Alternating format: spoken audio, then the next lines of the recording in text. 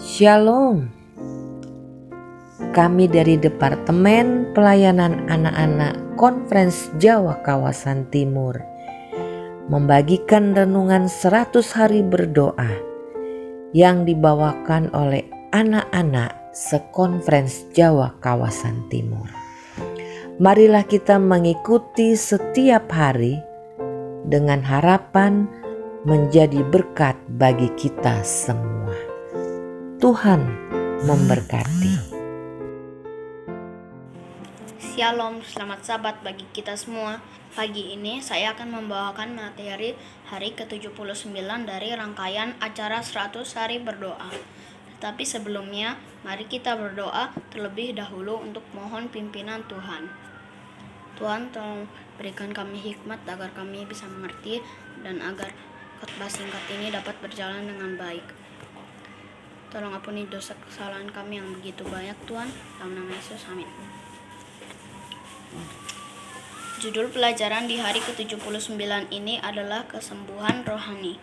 Mari kita membuka Alkitab kita dalam kitab Yeremia 17 ayat 14. Sembuhkanlah aku ya Tuhan, maka aku akan sembuh. Selamatkanlah aku, maka aku akan selamat, sebab Engkaulah kepujianku.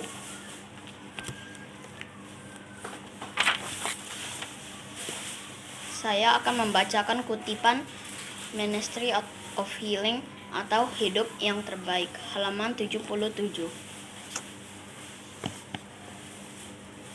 Orang lumpuh itu menemukan kesembuhan bagi jiwa dan tubuhnya di dalam Kristus. Ia membutuhkan kesehatan jiwa sebelum ia dapat menghargai kesehatan tubuh.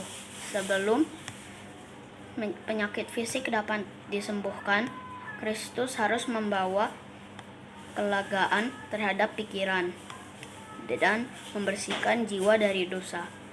Pelajaran ini hendaklah jangan diabaikan. Ada ribuan orang merindukan pekabaran dosamu telah diampuni.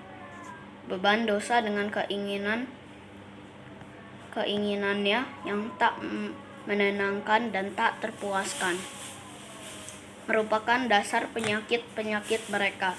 Mereka tidak akan menemukan kelepasan sampai mereka datang kepada Sang Penyembuh jiwa. Damai sejahtera yang hanya dapat diberikan olehnya saja yang akan memulihkan kekuatan bagi pikiran dan kesehatan bagi tubuh. Kita semua pasti pernah sakit, bukan? Sakit panas, batuk, sakit gigi, demam berdarah, dan lain-lain. Ini kita sebut sakit fisik, karena badan kita yang sakit. Lalu kita juga pasti pernah berbohong, iri hati, membantah, atau melawan orang tua, main game di hari Sabat, atau bahkan malas ke gereja. Ini semua muncul karena kita semua manusia yang berdosa, yang cenderung untuk berbuat dosa. Ini kita sebut sakit rohani. Sering kita meminta Tuhan untuk menyembuhkan penyakit fisik kita saja.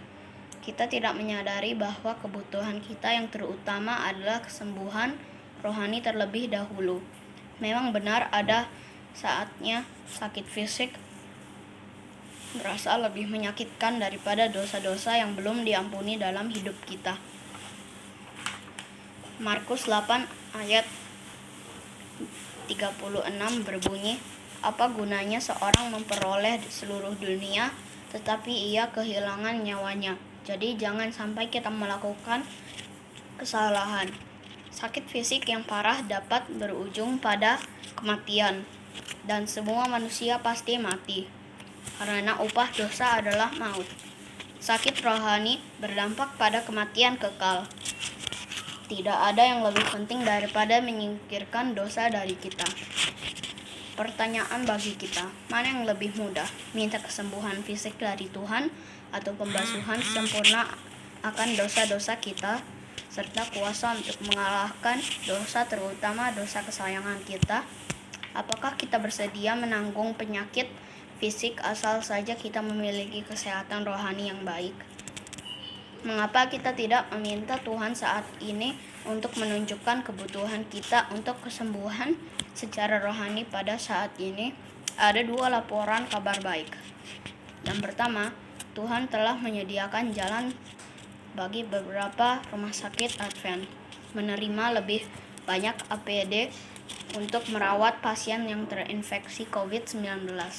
Kedua, KKR online yang diadakan AWR telah menarik seratusan ribu orang untuk menyaksikannya. Tuhan sedang menjangkau banyak jiwa melalui internet dalam masa krisis ini.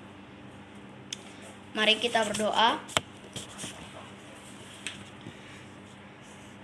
Tuhan Yesus, bantu kami untuk sembuh rohani dari dosa, sifat mementingkan diri dan kesombongan kami, juga untuk seorang wanita yang tidak dapat kami sebut namanya yang berada dalam serangan roh jahat selama 15 tahun, untuk jutaan orang yang ingin lepas dari kecanduan obat terlarang di pusat pemulihan kecanduan yang dioperasikan Gereja Advent di Orlando, Florida, Amerika Serikat.